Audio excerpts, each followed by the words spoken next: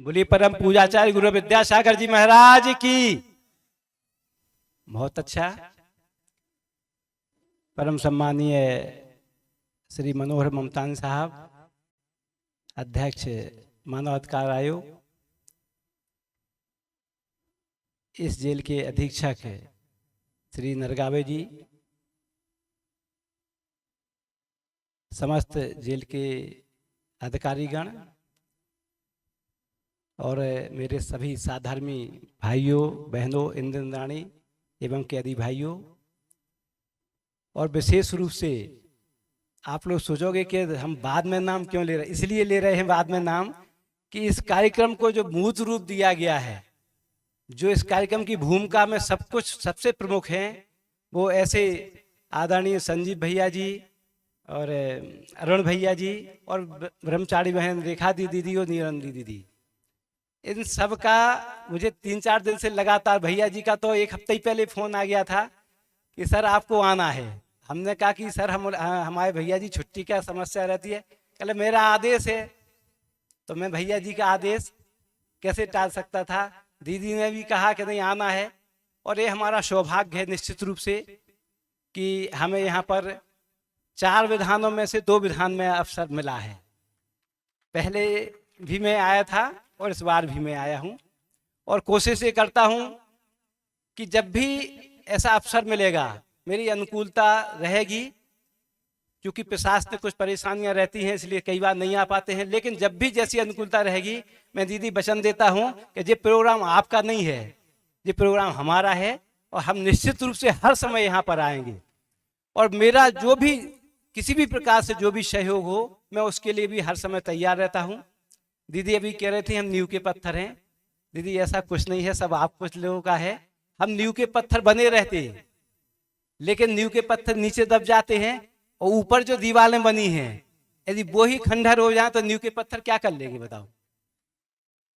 इसलिए आज मुझे सिर्फ आंखों में वो क्षण झूल रहे हैं जब संजीव भैया जी को मैंने पहली बार यहाँ पर जो प्रवचन हॉल है वहां पर हमने प्रवचन करवाया और दिखाया, तो भैया जी ने कहा कि सर ये पुराने हथकरघे, गुरुजी तो सारे देश में जो है नए नए हथकरघे लगवा रहे हो, आप जो पुराने हथकरघों से खट्टर पट्टर करवा रहे हो। तो मैंने कहा भैया जी हमारी हैसियत तो कुछ नहीं है, गुरुजी का आशीर्वाद मिल जाए तो इस काम को हम कर सकते हैं। और एक दिन 2 बजे जो है हम भैया जी के पास गौराबाई मंदिर में बैठे हुए थे और वहीं से भैया जी ने जो है दीदी को फोन लगवा दिया।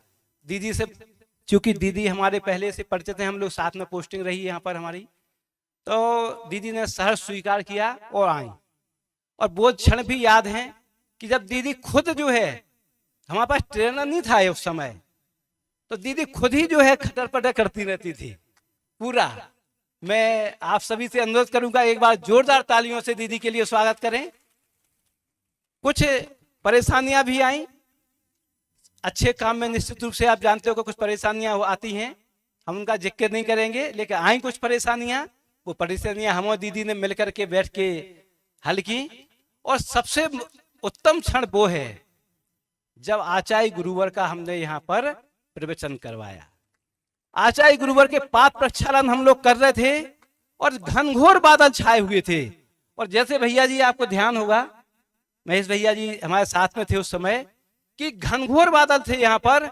और जब तक गुरुजी का प्रवचन हुआ और प्रवचन करने के बाद गोपालगंज मंदिर में पहुंचे, क्यों अनिल भाई साहब नेंदरा जी हैं, जैसे अंदर गुरुजी ने मंदिर में कदम रखा और ऐसी बारिश कि इतना पानी भर गया। मैंने उस दिन पहली बार चमत्कार देखा कि गुरुजी का ऐसा चमत्कार भी हो सकता है। हम और भांगरे जी जेल अधीक्षक थे, इस चिंता में डूबे हुए थे कि कैसे होगा प्रवचन। बोले कि नहीं, उसमें जिस हॉल में है उसमें तो 100-150 कैदी बैठे, मैंने गुरुजी को लाई और 100-150 कैदियों में, ये तो संभव नहीं है। पूरा 800-1000 कैदी पूरे उसमें बैठे थे, हमारे समाज के लोग थे। और सभी की जो भावना थी कि गुरुजी का शानदार प्रवचन हुआ। और बाकी आप सभी लोग जानते हैं कि गुरुजी के अंदर वो करुणा भाव है कि वो सबको तो दे रही रहे, लेकिन जेल में भी मैं कहता हूं विश्व का ये अद्वितीय है विश्व में कहीं किसी जेल में नहीं हो रहा है और ऐसा किसी स्थान पे भी नहीं हो रहा है कि जहां पर कैदी भाई और हमारे साधर्मी भाई दोनों एक दूसरे के साथ बैठ करके इस विधान को कर रहे हैं। अभी भैया जी कह रहे थे कि हमारे स्वधर्मेंद्र, मैं तो जो कहता हूं स्वधर्मेंद्र तो है ही, स्वधर्मेंद्र है, निश्चित रूप से उनका तो ज्यादा पुण्य है ही। लेकिन आप लोग ये मान लो कि आप लोग जो मंदिर में मूर्ति की स्थापना कर रहे हैं, जो 108 हमारे इंद्र बैठे हुए हैं, आप ये मानो आपने इन कैदी रूप भाइयों के रूप में 108 मंदिरों की स्थापना की है। बिल्कुल इससे बड़ा कोई पुण्य हो नहीं सकता। हम किसी व्यक्ति के जीवन को बदल दें, इससे बड़ा मुझे कोई पुण्य नहीं लगता है। मैं व्यक्तिगत रूप से ज्यादा मंदिरों के निर्माण के पक्ष में बिल्कुल नहीं रहता हूं, मानवता के पक्ष में इतना ज्यादा रहता हूं कि जहां भी मौका मिलता है। अभी बस संक्षिप्त में मैं 2 मिनट में अपनी बात खत्म करूंगा कि उज्जैन में मेरी पोस्टिंग है। उज्जैन में हमारे साथ में प्रसन्न भाई साहब प्रवीण जी आए हैं, ये अच्छे समाज से भी हैं। इन सब लोगों के एक टीम 15-16 लोगों की टीम के सहयोग से अभी पूर्णमती माता जी से जब मैंने निवेदन किया उज्जैन प्रवास के दौरान, तो माता जी ने दोनों हाथों से आशीर्वाद दिया, बोले जज साहब आप तो जल्दी से जल्दी हथकरघा शुरू करवाओ। और वहां पर हमने अभी 4 हथकरघे आ गए हैं, उस काम को हम आगे बढ़ा रहे हैं।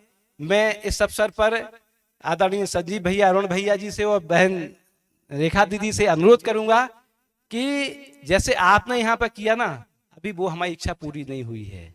मैं तो आपसे यही अनुरोध करूंगा कि बिना आप लोगों के सहयोग के कुछ नहीं होगा। बिल्कुल गुरुजी का आशीर्वाद तो चल ही रहे हैं, लेने जा ही रहे हैं, लेकिन आप लोगों का सहयोग जब तक नहीं मिलेगा तब तक हमारा वो हथकरघा सफल नहीं होगा।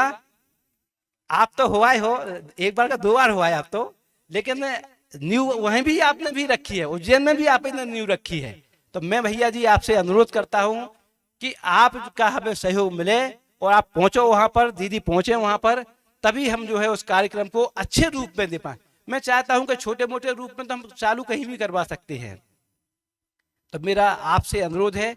दूसरा भी हमने एक दीदी बहुत अच्छा काम किया वहां पर, आचार्य विद्यासागर विक्रम विश्वविद्यालय है वहां पर सर, और विक्रम विश्वविद्यालय में आचार्य विद्यासागर शोध संस्थान की स्थापना भी करवाई है, ताकि विश्वविद्यालय में जो छात्र आ रहे हैं वो छात्र आचार्य श्री के जो साहित्य है उस पर रिसर्च कर सके और उनकी भावनाओं को आगे बढ़ा सके और ये जान सके कि जैन धर्म भी एक दुनिया में एक ऐसा अटूट धर्म है जो अहिंसा के सिद्धांतों पर चल करके हम सभी को आगे बढ़ाने की प्रेरणा देता है। आप सभी ने यहाँ पे हमको सुना। हमारे जेल अधीक्षक नरगावे जी से हमारा पुराना परिचय है। और जेल में, भोपाल जेल में जब थे तो मेरा 2 बार भोपाल जेल में जाना हुआ। मेरे मित्र वहाँ पर श्रीवास्तव जी थे, तो उनके साथ भी जो है मेरा उनसे परिचय हुआ था। बहुत ही अच्छे व्यक्ति है। और निश्चित रूप से जब सारी टीम मिलती है ना, कुछ लोग हमें पुराने साथी लोग, चूंकि मेरा ट्रांसफर 5 साल हो गए हैं यहाँ पे, तो 5 साल से, लेकिन जो भी जेल के जो स्टाफ थे, जैसे ही उन्होंने देखा तो कहते सर आ गए, सर आ गए, सर आ गए।